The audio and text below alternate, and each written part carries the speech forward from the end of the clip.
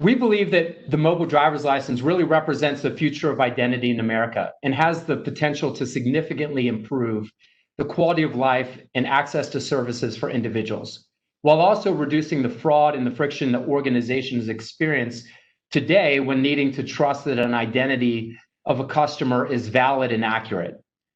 Securely enabling people's identity on their device and under their control is really the foundation of how we enable trust and choice in a modern world. If you'll click on trust in a mobile driver's license is really a multi-level opportunity that's tied to the trust in the underlying processes used by the motor vehicle agents to establish a person's identity, and then in the binding of that identity to the device, which is signed by the state. We're going to go into the details of those aspects later in the webinar, but the chain of trust is much stronger and much more auditable in a mobile driver's license than what we're accustomed to today with the physical driver's license. From an individual's perspective, the mobile driver's license promotes trust because the individual will have greater transparency and control in the exchange of their information, and will be able to maintain a consent receipt that gives people a way of proving what they shared so that trust is reinforced through greater accountability in this future model. You may notice that we don't call out privacy explicitly in this vision statement. We believe that trust and privacy are relational. Simply, the less I trust you, the more privacy I will demand, and vice versa. And we believe that trust is earned through demonstrated consistency. When there's trust, it becomes an exchange and discussion around consent and value exchange. Providing a choice begins to establish the trust that we envision. Today, with a physical driver's license, the choice is really all or none when sharing our information, which leaves us constantly overexposing information. A widely used example of this to highlight the trade-off is when showing my driver's license to purchase alcohol. It's not necessary for the bartender to know my actual age, only that I'm over 21. And it's certainly not necessary for the bartender to know my home address or my weight. With mobile driver's license, we're able to minimize the data to just what is necessary for the transaction, making the data being requested easy for an individual to understand and giving them the choice and control of what they want to share. There's also another aspect of choice that a mobile driver's license provides that's superior to what we experience with the physical driver's license today, and that's really the choice of the channel through which an individual wants to engage or through which businesses or government agencies want to engage. Today, your physical driver's license is really difficult to use in a digital context. And in a post-COVID world where digital is no longer a nice to have, but a necessary in order to maintain the services that we're responsible for delivering from a government perspective or maintaining customer relationships in a commercial context, we really need an identity solution that gives people a consistent way of asserting their identity across both in-person and online experiences, and opens up new channels that we can engage and increases the value that we get from our state-issued driver's license today, which really leads to the last part of our vision statement, modern world. The future of identity needs to safely and securely enable individuals to engage in all sorts of transactions from a device in the palm of their hand. For our increasingly digital lives, we need an identity credential that's purpose-built to support transactions we want to engage in person, online, and in the future, those things that we have yet to imagine. Getting identity right is central to enabling digital transformation for so many industries and government services, which is why the promise of mobile driver's license is so exciting, as a better identity credential issued by your state motor vehicle agency could not only address concerns with security and fraud, but also improve privacy and enable all sorts of new transactions and trusted services to be offered to a broader group of Americans online. We really hope that this vision statement interests and inspires you to engage with us to help build the future of identity in America. This task is absolutely as daunting as it sounds, and it's going to take all the stakeholders working together to make sure we get it right and maximize the value for all participants in the identity ecosystem. Each of us have a very important role to play, and we'll hope that you'll join us in building this future on this exciting journey.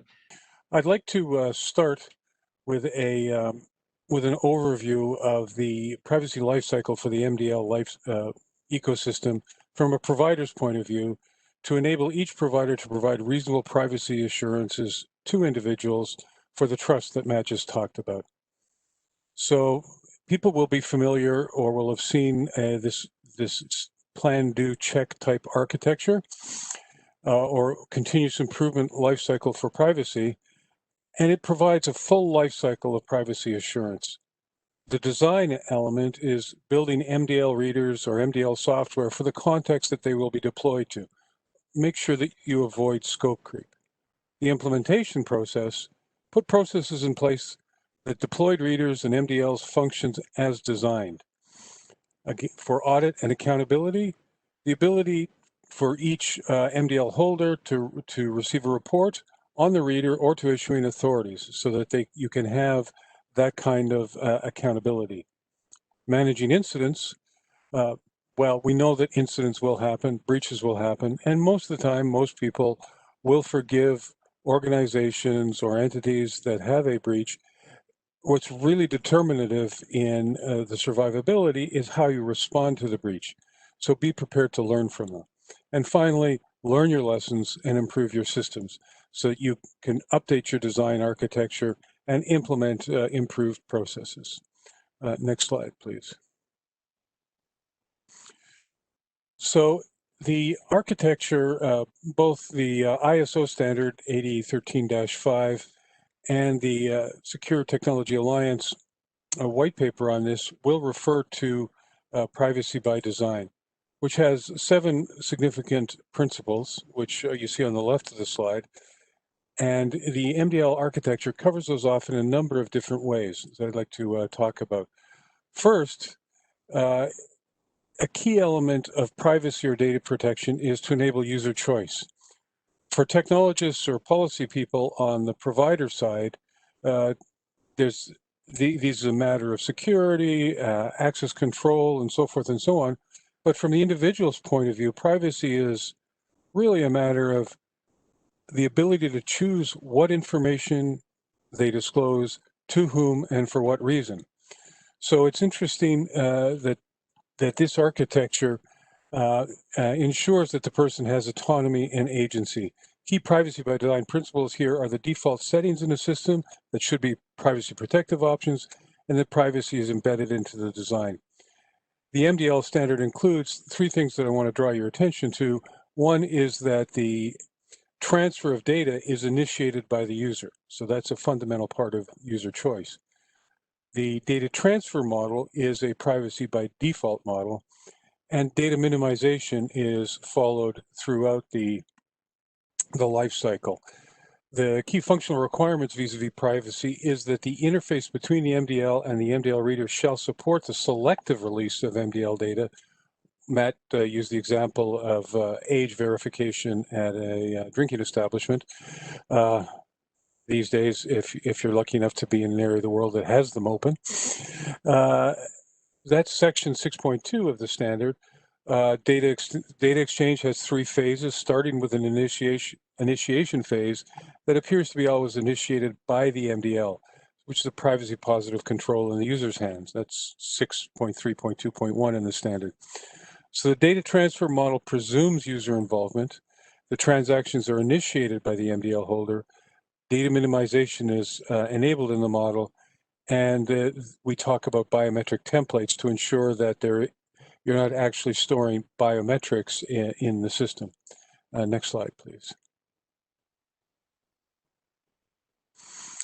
So how do you fulfill those design goals? The implementation, the challenges, rather I should say, how do you fulfill those design goals? The devil is, of course, in the implementation. Notwithstanding the privacy positive elements that are captured in the design of the mobile driving license ecosystem, jurisdiction implementations need to fulfill the promise of the architecture to deliver privacy and data protection in the context of that jurisdiction. So we talked about user initiation, minimum data transfers and secure transfers. What are the kinds of implementation controls that you can use to make sure that you deliver on those design implementations? 1, making sure that your project staff understand the importance of non-functional requirements before go live. It's a leftover from the old days where as long as the system functions, the non-functional requirements can be taken care of later.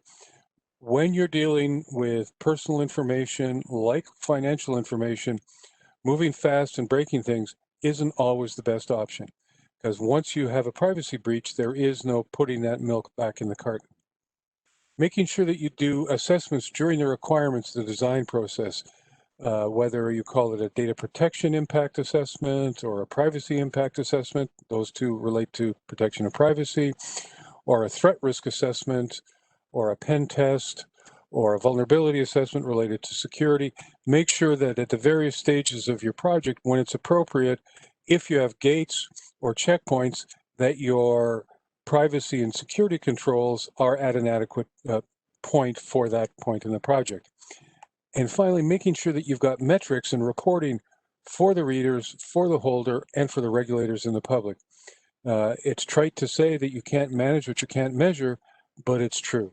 So if you're not, don't build in the metrics that enable you to demonstrate the trust that you're asking for, you're going to have a hard time. Next slide, please. So what's interesting to me when I look at this architecture for interoperability, or the high-level mDL architecture, is how similar it is to other things that are happening in the identity and verification space. If you look on the right, you'll see the issuer, holder, and verifier from verified credentials, which is a W3C.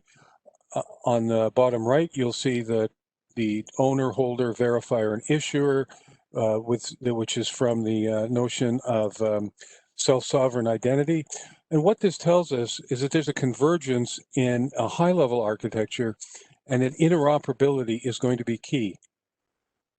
I'm reasonably certain, and I think participants in this call would agree, that as each jurisdiction provides an mDL in its jurisdiction, that will be one kind of verified credential or one kind of identity credential or token that most people are going to have on their devices. But that provides a high level of assurance from a government-issued authority that enables it to be used for other purposes, which creates an opportunity for innovation and market growth for manufacturers and distributors of readers, infrastructures, and the ability of issuing authorities to have dependable reliance on their tokens. So making that interoperable will be key. Next slide, please. So just wrapping up, how do you close the loop to make sure that what you deliver is what you've promised? Transparent operations. We've all heard what's the biggest lie on the internet. Yes, I have read and understood the terms and conditions, yada, yada, yada. So it's not enough to write policies. If you don't close the loop and show holders of mDL why they should continue to trust you, your system will be at risk come the first adverse headline. And this is my mantra when I deal with clients in all kinds of different contexts. If a user is surprised about how their data is being used, that's a privacy fail. And you can't say, well, they shouldn't be surprised because it was written in the privacy policy, because nobody reads privacy policies. It should be inherent and transparent in the operation of the system. So how do you provide that kind of transparency and audibility? Public summaries of PIAs or impact assessments, public summaries of breach reports are critical. If you try and hide that there have been breaches, that doesn't turn out well. Provide user portals or account management for users to be able to see how their data has been used. And as Matt talked about earlier, consider using consent receipts or some other record of transactions so that users have their own reference points to validate that you've done what you're doing. So when you close the loop on privacy, you're also closing the loop on trust to make sure that you build that trusted relationship with your stakeholders. First, it is worth considering from whence identity comes and how reliable it is. In other words, how much confidence should the relying party have that the ID establishes the person is who he or she claims to be? This figure is a representation of the interdependencies among the person, the identity proofer, and the relying party. At the center of these relationships is an assessment of risk and impact. Basically, what are the consequences of error or fraud? And what is it worth to me as a relying party to minimize the chance of that happening? In some cases, the consequences are minimal, like issuing a discount card for a grocery store. So not a lot of time or resources need to be spent on identity proofing. At the other end of the spectrum, the consequences can be grave, like programs by the US government about determining who has access to classified information. That risk assessment should inform all elements of the identity ecosystem. Next slide, please. The 2018 ANSI NASCO standard on identity proofing lays out a four-step process for enrolling an identity. Relying parties can use this framework in deciding whether a type of ID is suitable for its purposes. Step one, the preliminary or design stage. This includes the risk assessment, which we just discussed, which then informs what information is collected and what procedures are used to look for error or fraud. Step two is assertion. The individual claims an identity, usually in the form of a combination of biographic data, perhaps tied to a biometric like a facial image. The identity provider resolves the claimed identity down to a unique individual. In other words, the process should prevent Ted Sobel from DHS from being confused with Ted Sobel, who is a professional weightlifter in California. The standard lays out combinations of biographical data that can be used to achieve a high degree of accuracy. For example, TSA primarily uses full name and date of birth to minimize misidentifications when vetting nearly 2 million air travelers per day. Step three is verification. Collect and review supporting evidence needed to link the claimed identity to the individual. Safeguards might include training employees to spot fraud, electronic verification of documents, checks against source records, forensics, etc. As a side note, the process in place that was put in place in step one should be there to support the verification. In other words, when you're designing the system and designing what data you collect, understand how you're going to be using it so you can collect once and not have to ask multiple times. Step four is determination. That's just a simple yes or no decision on whether the individual is who or she claims to be. If you understand how identity providers implement steps 1 through 3, you will know whether you can rely on the determination in step 4. Next slide, please. So a few words about driver's licenses. First, they are by far the most commonly used and accepted forms of IDs in the United States. Each state determines for itself the enrollment process used to issue the driver's licenses, so you can have some variations. Enrollment processes and cards continue to evolve and get enhanced, that there are generations and cycles where they're constantly incorporating best practices and lessons learned. The American Association for Motor Vehicle Administrators, AMVA, assists the states in this responsibility through publishing guidelines and providing training and promoting best practices. So what we have on this slide is a list of the requirements for Real ID. The Real ID Act of 2005 establishes voluntary minimum standards for the secure issuance and production of state-issued driver's licenses and non-driver IDs. It does not authorize the federal government the power to regulate driver's licenses. It does not create national databases. It does not create a national ID. Instead, it directs the Department of Homeland Security to establish what identity proofing is needed for the federal government to accept a driver's license for entering federal facilities and nuclear power plants or for boarding federally regulated commercial aircraft.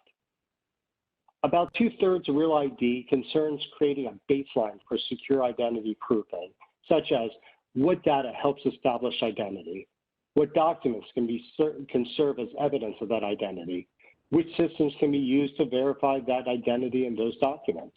Are employees trained to spot fraud? Are safeguards in place to prevent insider threat? These requirements lead to a stronger identity, whether you are looking at cards or mobile driver's licenses. For relying parties, you'll need to know when you see a Real ID compliant card or a Real ID marked mobile driver's license, that you can be confident that the identity was proved at the federal government's baseline or above, without necessarily needing to know the details how each state handles proofing. Next slide, please. A word of caution as we have now reached nationwide compliance with REALID. Not all licenses that you will encounter will be REALID compliant. Most states continue to offer their residents the option of getting a non-compliant card. The reason to get a non-compliant card may vary. It could be due to cost. It could be due to a person being unwilling or unable to prove lawful presence. It could be just a simple personal preference. Non-compliant cards will lack the REALID star and include a statement similar to "not for federal identification." In the mDL world, a digital marker will be used to distinguish between a compliant and non-compliant mobile driver's license. So whether a physical card or a digital ID, it is up to the relying party to determine what to accept.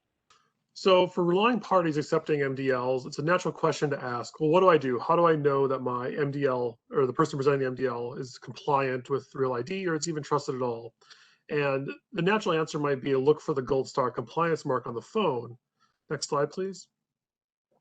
But we can say that this is absolutely and definitively wrong. The phone should never be used as a flash pass because the phone screen and the information presented on it are not secure. Fake apps can easily be made to duplicate the appearance of legitimate MDL, and there's no way for the relying party to visually authenticate that the data being presented is accurate or true. Next slide. So in the case of MDL, the data has to be passed over a secure channel using a means of cryptography to protect the data being passed from the mobile device to relying party. And all of the data that is being passed will be cryptographically signed by its issuer. This includes things like full name, date of birth, the REALID status, and even the image itself should all be cryptographically signed by a trusted issuer. Next slide. So once the relying party gets these data elements from the MDL holder, they can go through a process of verifying legitimacy of these data elements. The first step is to verify that the signatures are correct on all the data that's being checked, computing the hash, and verifying that the hash data is contained within a trusted and valid mobile security object, which has been signed by an issuer public key. And again, it's very important that as a relying party, you only accept data that's being generated and signed by issuers you trust. It's on the onus of the relying parties to know which states they're going to trust and which states they're not. Particularly for MDLs, in the early stages of the ecosystem, this will be very important. So I'll say that again, only accept data from issuers that you trust. And then finally, to verify that the person presenting the data to you is the rightful owner of that data, you need to verify that the issuer has a signed facial image that matches the person standing in front of you. This match can be done through a visual in-person comparison by comparing the photo that's been generated and signed by this issuing party with the holder that's standing there, or it could be done through a facial recognition algorithm, which does a match of the individual standing in front of you with the signed trusted image. One important point is that that image match should only be done using trusted hardware. In this case, hardware the relying party controls.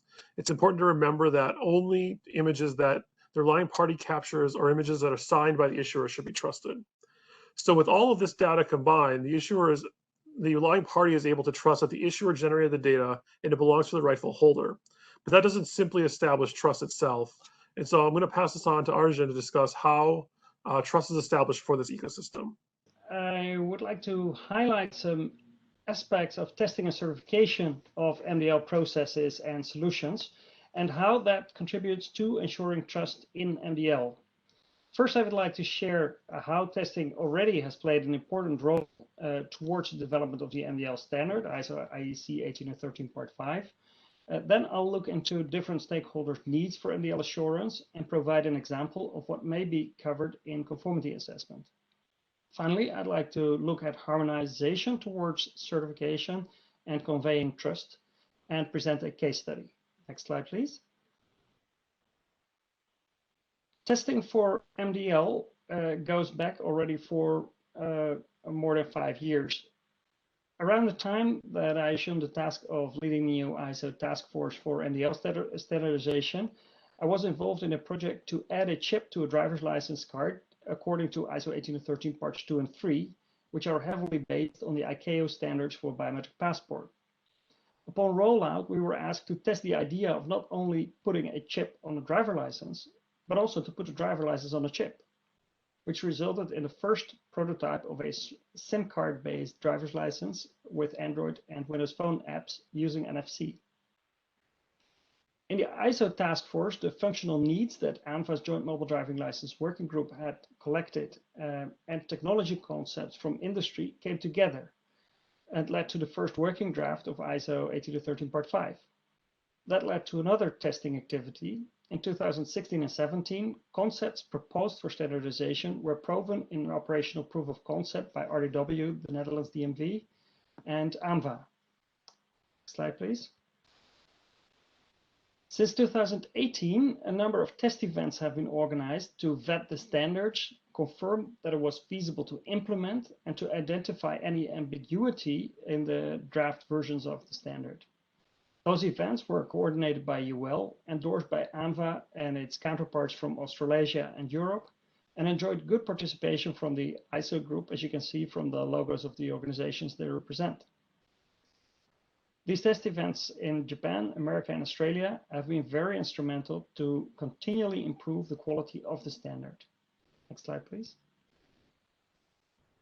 As we move towards implementation and rollout of mDL, let's have a look at some primary stakeholders and what their needs for mDL assurance are.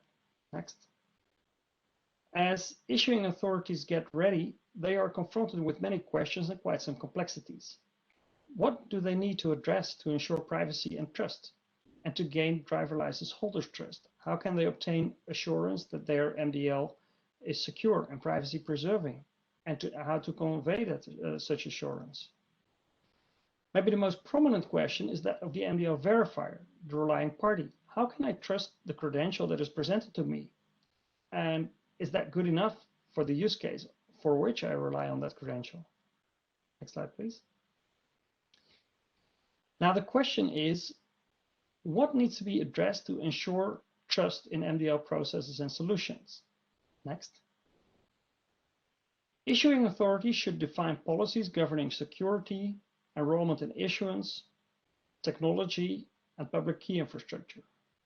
Also, requirements should be defined regarding vendor processes and the technology the vendors provide, especially for security, privacy, and standards conformity. These two areas were also identified as the most prominent to look at in AMVA's task force for mDL testing. Next. To ensure trust in mDL processes, the issuing authority's policies can be internally and externally reviewed, and processes, practices, and technologies used for enrollment and issuing of mDLs can be audited against these policies. Next. To ensure trust in mDL solutions, mDL and mDL reader technology implementations should be subject to standards conformity assessment, privacy assessment, and security evaluations. Next. The evidence resulting from auditing processes and testing solutions can be used to convey trust in mDL technologies between stakeholders. So, based on the result of security, privacy, and conformity assessment against the requirements defined, an issuing authority can accept the qualifying technology of a qualifying vendor for operational use in its jurisdiction. Also, trust the mDLs issued in that jurisdiction, the issuing authority's processes, which are audited against the applicable policies. Next. Take a look at some examples of what is covered in tests for standards.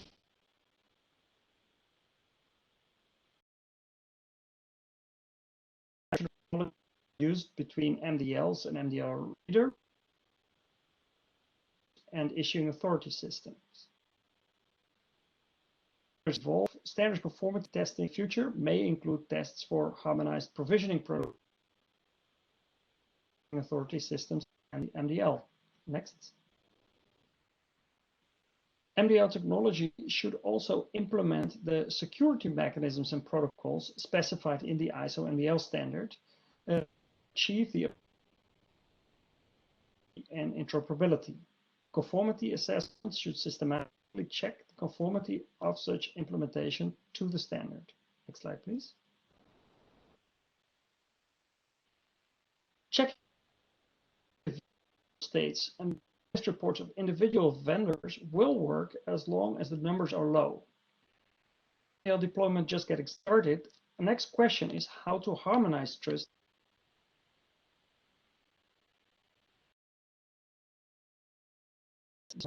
Issue authorities may work together to establish common policies and common sets of requirements for vendors, technologies, and services they provide. Next. Let me get back to gray boxes. Issuing authorities may work together on issuing authority policies and common sets of requirements for vendors and services they provide. Next.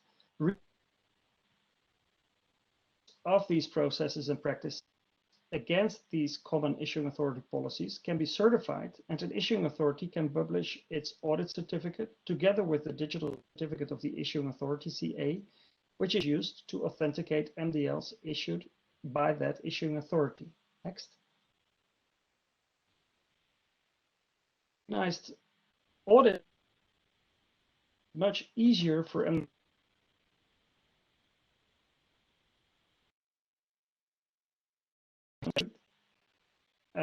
by the certified issuing authority. Digital can easily be aggregated in a trusted master list of certified issuing authorities. Next. Finally, of vendors and technologies and services based on conformity assessment, privacy assessment, and security evaluation leads to visible trust in MDL solutions. In ISO, we're working on automated discovery mechanisms, which may include remote attestation of MDL or MID solutions on an MDL holder's device. Taking a similar approach to the trusted master list for issuing authority certificates, issuing authority may add the attestation signer certificates of certified MDL technology providers to a trusted master list they use in their enrollment, issuance, and remote management processes. Do you foresee trajectory moving towards less dependence on verifiers, hardware, and terminals, for example, mobile as an acceptance verifying device, and also less direct link between the issuer and the verifier, such as a third-party ID wallet, for example? So yes, I think the answer to that is there will definitely be less dependencies in the future on specific hardware, terminals, et cetera, because a lot of this MDL work is being built around existing developments within the ISO standard body, which is 18013-5, which specifies the connection between the MDL holder and the verifiers. So as long as the verifier has a piece of hardware, be it a custom point of sale terminal, even a mobile device with an app or something in the future that we've not envisioned yet, like a car or a watch, if that device is able to communicate with the mobile driver's license over one of the channels that are specified in the ISO standard, and it meets all of the security and risk requirements for the parties involved in that transaction, there's no reason that it can't be used with MDLs. And that also goes, although it's a bit further in the future, with the MDL itself and how it resides on the mobile device. So as Arjun pointed out a bit, there's a second ISO standard being developed, 23220, which is going to be standardizing some of the issuance and provisioning features and requirements of the MDLs. And we can envision going forward with that standard that if issuance and provisioning is a standardized process, then much like other environments where there are standards in place for communication, such as on the internet, you could have third-party wallets or even manufacturer-provided wallets on your Apple or Samsung or Android device, which would work with any state's issuing infrastructure. And so that's very much akin to how we approach web browsing today. All the web browser manufacturers work with the internet. Once 23220 and 18013-5 are both fully in place, we could expect that all MDLs work with the ecosystem of MDL, verifier, and issuance. Can an MDL be used to authenticate one's social security number or some other identity attribute to an online replying party? If not, are there significant changes to an MDL needed before an MDL can be used for an online identity credential? You know, driver's license, just like a physical driver's license card itself, does not contain a social security number. I wouldn't assume that a MDL would include a social security number. So I think the short answer is no. I mean, I'd separate the concept of mobile driver's licenses versus other types of mobile IDs. There's no reason the Social Security Administration could not put out their own mobile version of a Social Security card that would allow that kind of verification, but that's not something, to the best of my knowledge, that is built into driver's license, just like it's not built into a physical driver's license. As a matter of fact, I'm fairly certain it's legally prohibited in most states. However, I will say that on a Real ID compliant license, there is a requirement to do a check against the Social Security Administration systems when verifying Social Security numbers.